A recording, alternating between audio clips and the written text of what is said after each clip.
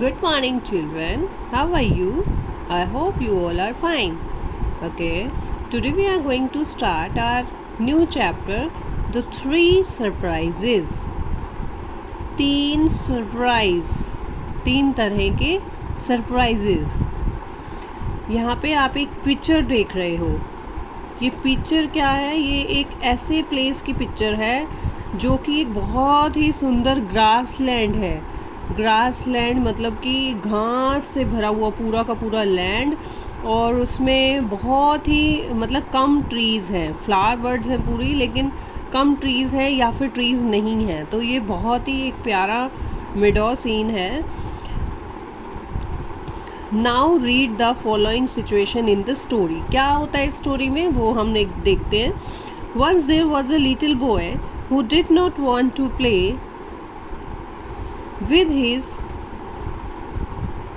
toys or look at his books anymore. कहते हैं कि एक बार एक छोटा बच्चा था जिसको बिल्कुल भी पसंद नहीं था अपने टॉयज़ के साथ खेलना और अपनी बुक्स के तरफ देखना. His mother, who could always think of lovely things for the little boy. कहते उसकी मदर जो कि उसके लिए हमेशा बहुत अच्छा सोचती थी, उसके लिए बहुत अच्छा सोचती थी, उसके लिए कुछ अच्छी अच्छी चीज़ें करने के लिए सोचती थी. तो उन्होंने कहा गो out in the sunshine. Sunshine क्या होती है? धूप में जाओ एंड सी, और देखो if you can bring me back the three surprises. क्या तुम मेरे लिए तीन तरह के कोई सरप्राइज जो है वो लेकर के आ सकते हो. The boy went in to the meadow to look for them. जो लड़का है वो जाता है मीडो की तरफ, उस क्षेत्र की तरफ जो क्या है एक ग्रास लैंड है बहुत ही सुंदर, और वहाँ पर ये सर्च करने जाता है three surprises. Okay, so this is about the chapter. Now we will start.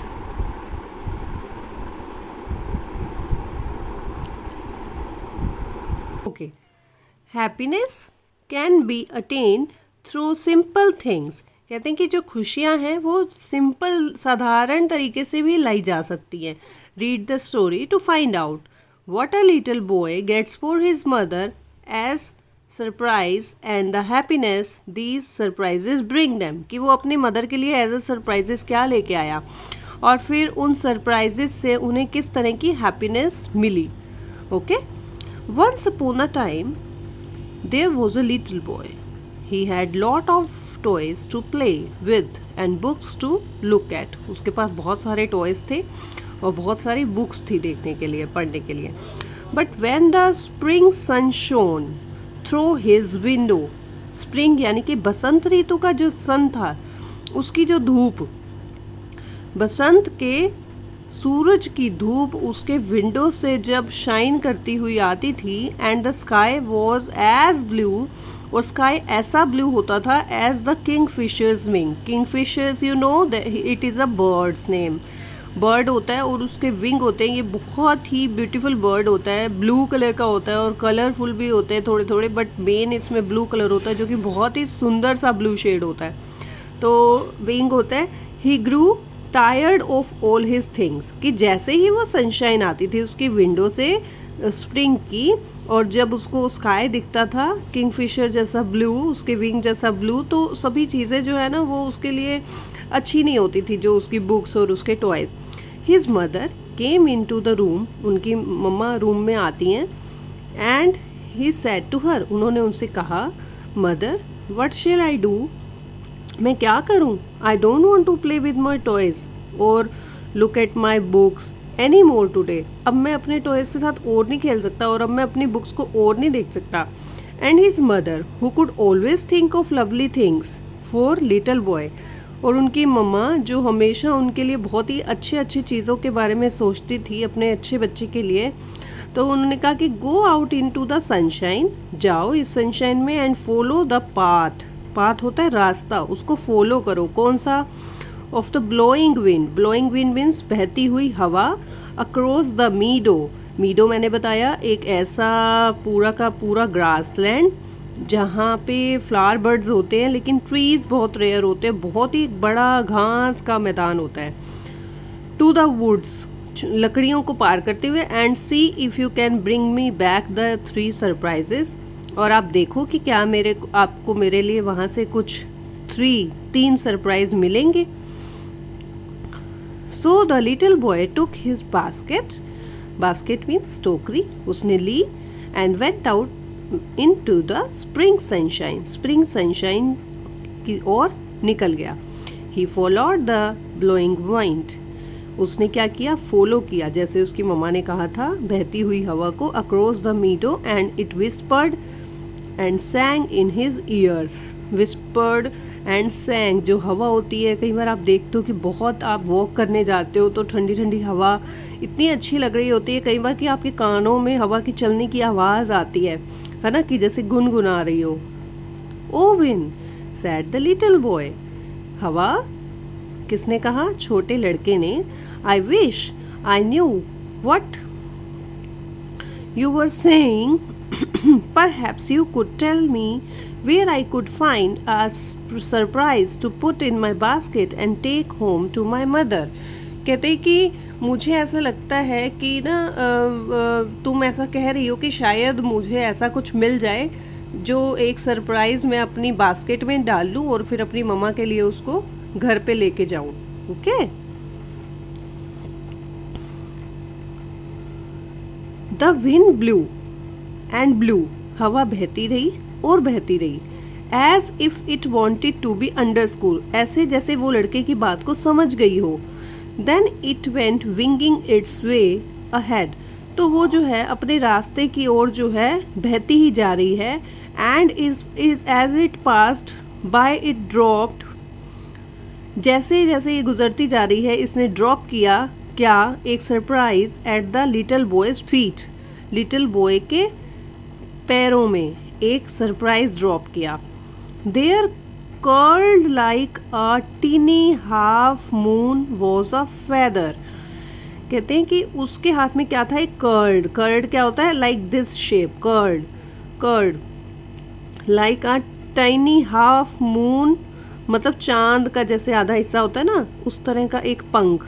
You can see here, this is the feather that the wind dropped in his feet. Okay, so where we were, there curled like a tiny half moon was a feather,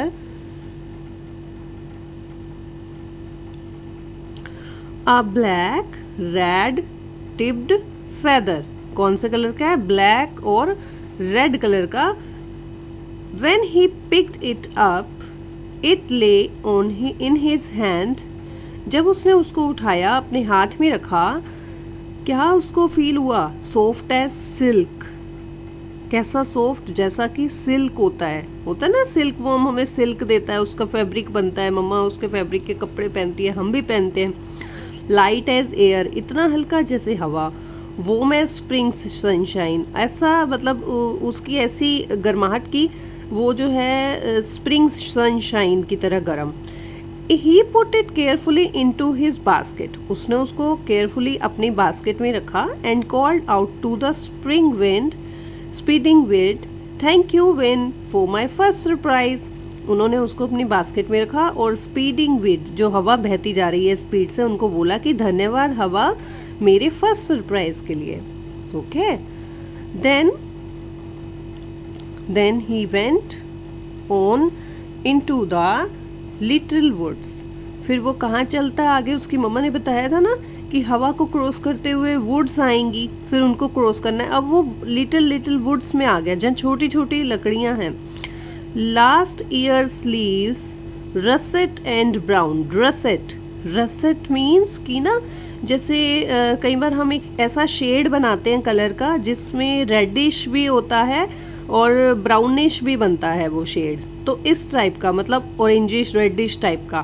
कहते हैं last year's leaves russet and brown lay about his feet on the path. अब वहाँ पर जब वो चल रहा था वुड्स की तरफ, तो लास्ट ईयर की जो पत्तियाँ होती हैं वो जो अब थोड़ी थोड़ी रेडिश टाइप में, ब्राउनिश टाइप में हो गई हैं, वो ले about his feet on the path, मतलब ऐसे चल रहा है तो उसके पैरों में आ रही हैं।